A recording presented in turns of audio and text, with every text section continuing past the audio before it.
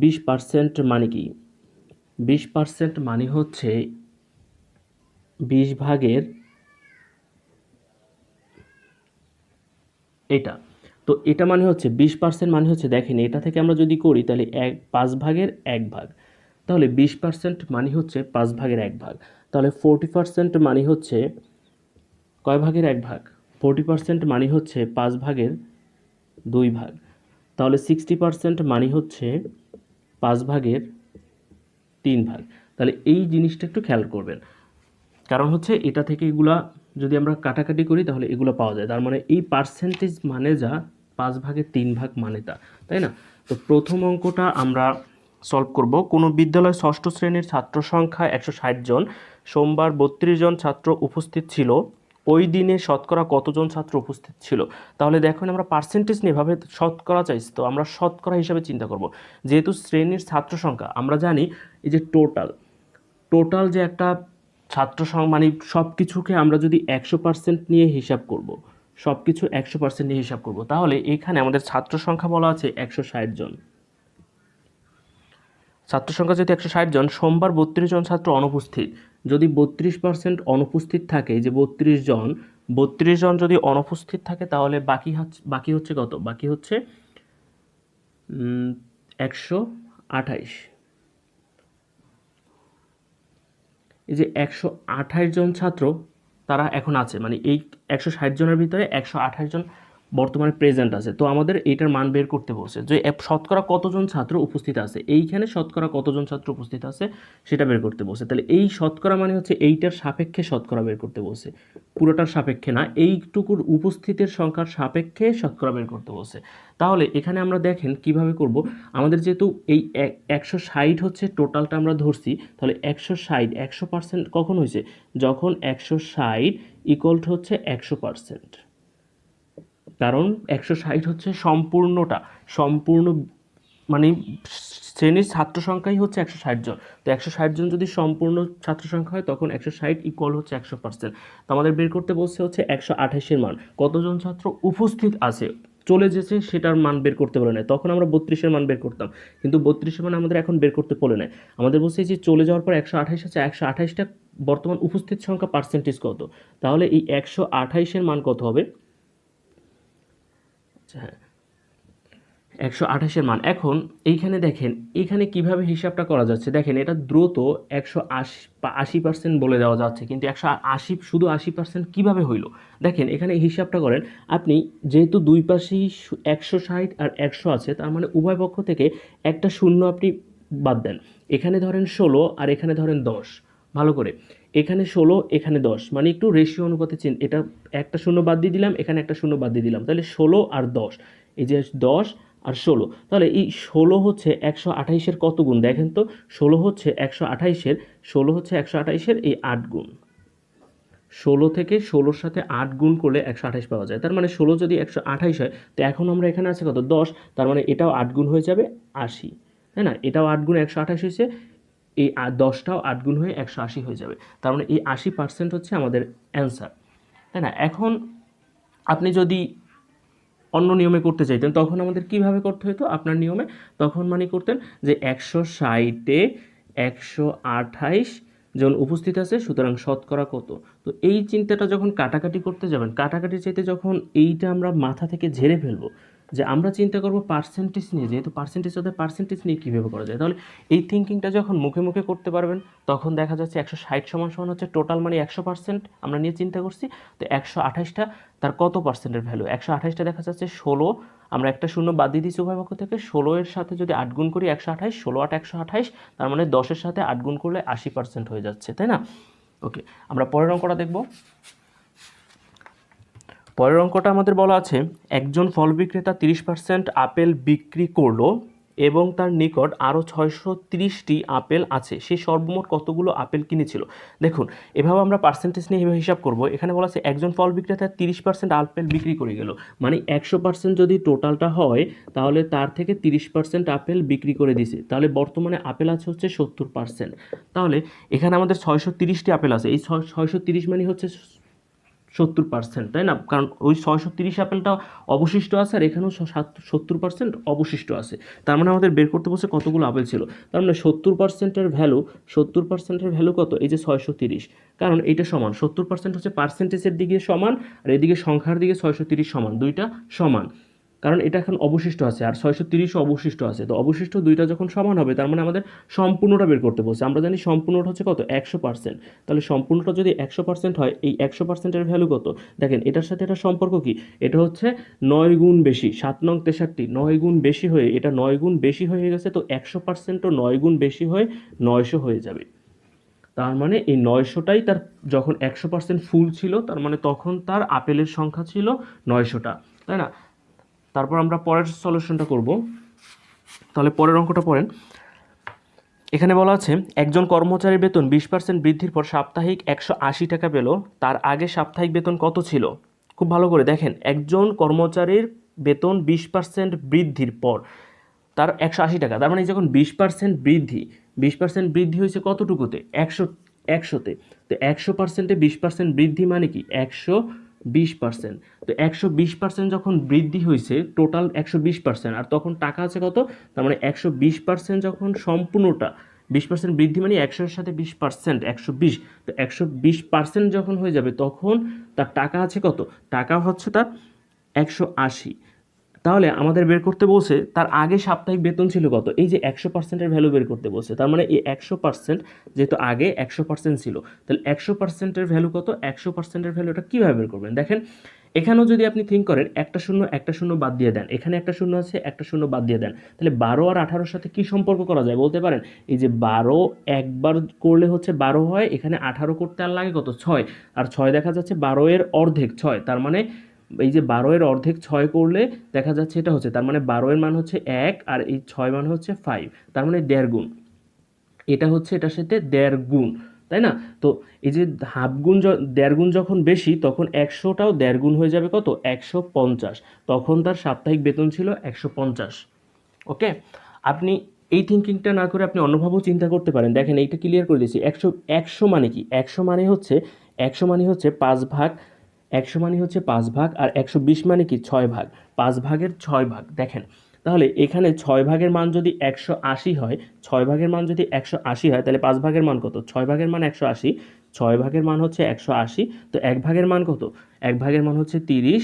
তো 30 যদি 1 ভাগের মান হয়, 5 ভাগের মান কত? 5 ভাগের মান 150, তাই না? তো 150 মান, 5 ভাগের মান 150। তাহলে এই যে 5 ভাগের 6 ভাগ মানেই হচ্ছে এটা। এটাই আমি এর পরের অঙ্কটায় দেখাই দেবো যে এটা কীভাবে অন্যভাবে করতে পারেন। তো দেখেন পরের অঙ্কটা। এখানে বলা আছে নাইম স্পেন্ড 2700 টাকা, which is 20% of his monthly salary, what is his monthly salary is টাকা। দেখেন এখানে যে 20 মানে 2700 টাকা আছে, মনে করেন এখানে টোটাল একটা টাকা আছে তার, এই টোটাল টাকাটা হচ্ছে তার কত? Naim is spend which is 20%, এই যে 20% ব্যয় করে তার টোটাল টাকাটার, মনে করেন এখানে এই যে 2700 টাকা তিনি ব্যয় করে, এখানে হচ্ছে পুরো টোটাল টাকাটা 2700 টাকা ব্যয় করে। তাহলে টোটাল টাকাটা কত? আমরা সম্পূর্ণ টাকাটাকে আমরা সবসময় কী ধরে নিই? সম্পূর্ণটাকেই আমরা ধরে নিই যে 100%, তাই না? সম্পূর্ণটা যখন 100% হিসাবে আমরা ধরি, তো এই 20%-এর ভ্যালু কিন্তু 2700 দেওয়া আছে। কীভাবে? কারণ এই যে এটা ব্যয় করে এটা হচ্ছে 20%-এর সমান, এইটুকুর মান হচ্ছে 20%-এর সমান। তাহলে এখানে আমাদের টোটাল টাকাটা বের করতে হবে, আমাদের অবশিষ্ট 80%-এর টাকাটা বের করতে বলে না। আমাদের যদি বলতো তা সে কত জমায়ে রাখে, তখন আমরা 80%-এর ভ্যালু বের করতাম, কিন্তু আমাদের এখন টোটাল টাকাটা বের করতে বলছে। তো 20%-এর ভ্যালুই হচ্ছে এখানে দেখেন এই 2700। 20%-এর ভ্যালু যদি 2700 হয়, তাহলে 100%-এর ভ্যালু কত? আমাদের এখানে প্রশ্নে বলছে what is his monthly salary, মানে মান্থলি মানে এই সম্পূর্ণ টাকাটা। তো 100%-এর ভ্যালু কত?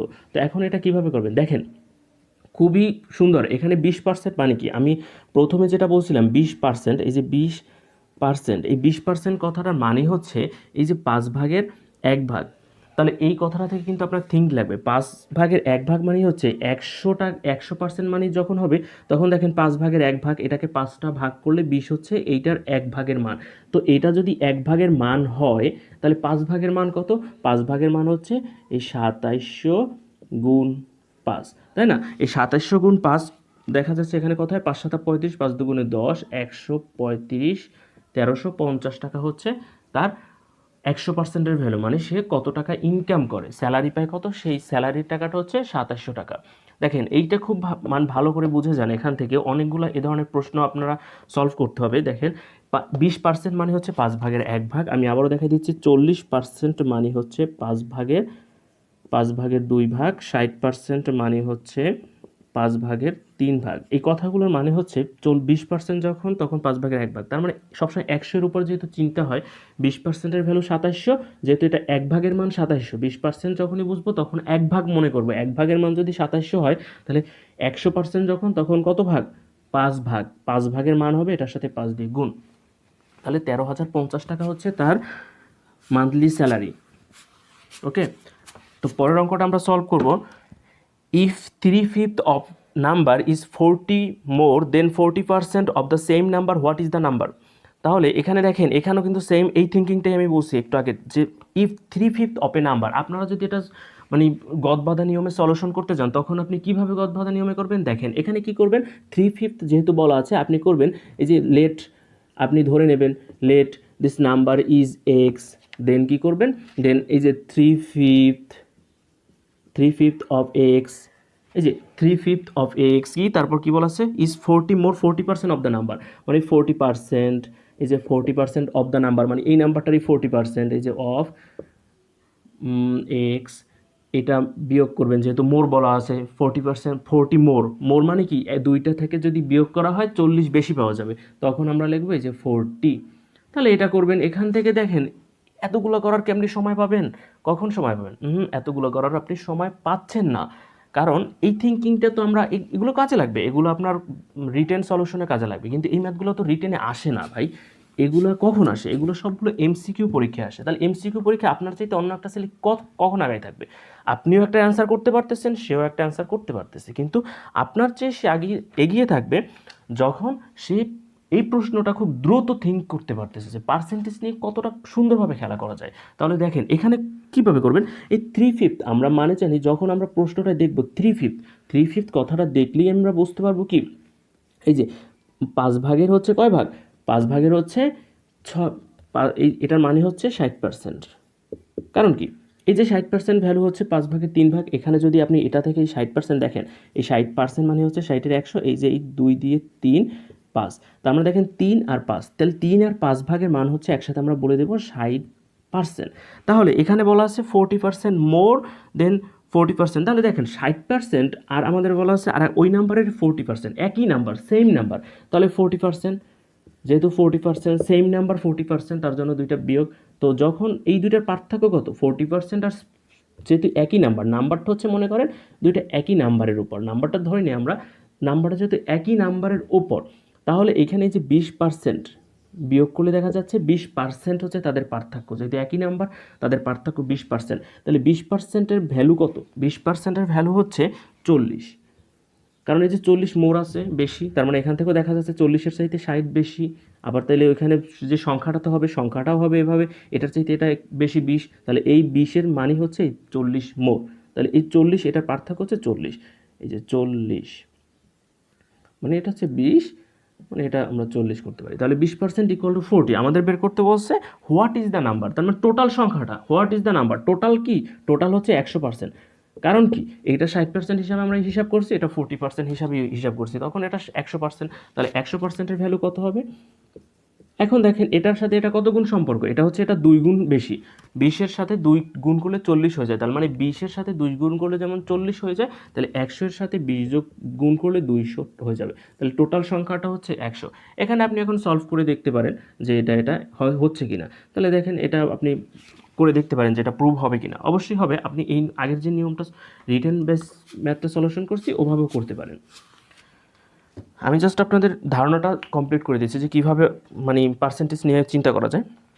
আমরা আজকের লাস্ট অঙ্কটা দেখব, কোনো বিশ্ববিদ্যালয়ে 80% শিক্ষার্থী আবাসিক হলে অবস্থান করে এবং হলে সৌভাগ্যবান 60% শিক্ষার্থী একক কক্ষ পায়, যদি সৌভাগ্যবান শিক্ষার্থীর সংখ্যা 1200 জন হয়, ওই বিশ্ববিদ্যালয়ের মোট শিক্ষার্থী কত। এইখানে দেখেন, এইখানে আপনি বলতে পারেন যে এখানে এটা কয়েকটা নিয়মই আছে, দেখেন চিন্তা করেন, এটা খুব দ্রুত করা যায় হচ্ছে, দেখেন 80% গুণ হচ্ছে 60% ইকুয়াল টু বলা যাচ্ছে 48%। এই 48-এর পার্সেন্টের ভ্যালু হচ্ছে কত? 1200। যখন 48-এর ভ্যালু 1200, তার মানে 100%-এর ভ্যালু হচ্ছে 48-এর সাথে, আচ্ছা তাহলে হচ্ছে 2500। এই হচ্ছে 2500 হচ্ছে এটার অ্যান্সার। কিন্তু কিভাবে আসলে এটা আসার আগে আপনাকে আরও কিছু থিঙ্ক করতে হবে যেগুলো কিভাবে আসে। তাহলে দেখুন এখানে বলা আছে 80% একটা শিক্ষার্থী। আমরা আগে রিটেন বেস সলিউশনটা করি। এখানে ধরি যে শিক্ষার্থী আছে, টোটাল শিক্ষার্থী আছে এক্স, টোটাল শিক্ষার্থীর সংখ্যা এক্স। তাহলে এক্স থেকে এক্সের যখন কি হবে, এক্সের যখন এই যে 80%, মানে 80% যেহেতু আবাসিক হলে, তার মানে এখানে 80% যখন আমরা বসাবো, এই যে 80% মানে একসাথে দিয়ে দিলাম।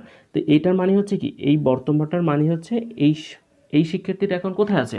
হলে সিট পেয়েছে, তাই না? হলে সিট পেয়েছে। তো সিট পাওয়ার পরে কক্ষ পাইছে আবার কতজন? 60%। তার মানে এই টোটাল সংখ্যাটার 60%, এই যে টোটাল সংখ্যাটার 60%।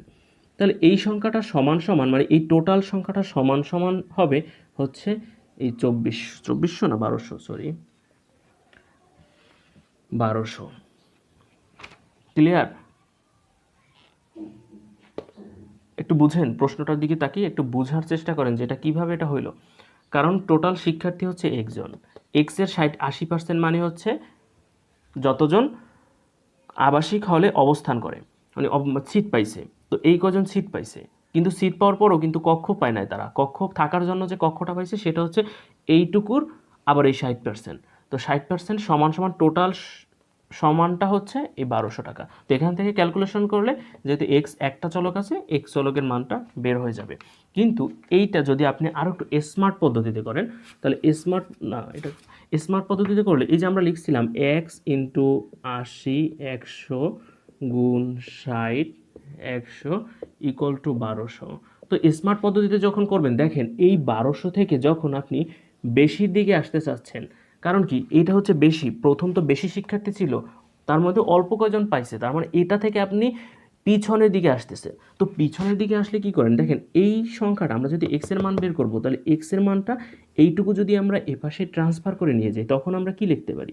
1200 গুণ, যেহেতু এপাশে নিয়ে যাব তখন ঠিক এগুলো উল্টে যাবে, তখন 80 100 আবার নিচে 60 100।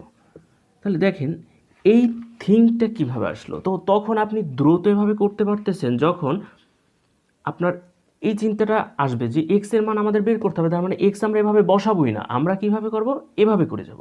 তো এইভাবে করা মানে হচ্ছে যা, এইভাবে করা মানে হচ্ছে যা, আমি যে বলছিলাম 648, দেখেন এখানে 0 0 যদি কাটেন, এই 0 আর এই 0 যদি কাটেন, তার মানে দেখেন এখানে কত? 48%। এই যে 1200 গুণ নিচে হচ্ছে এই যে 48 আর উপরে হচ্ছে কত?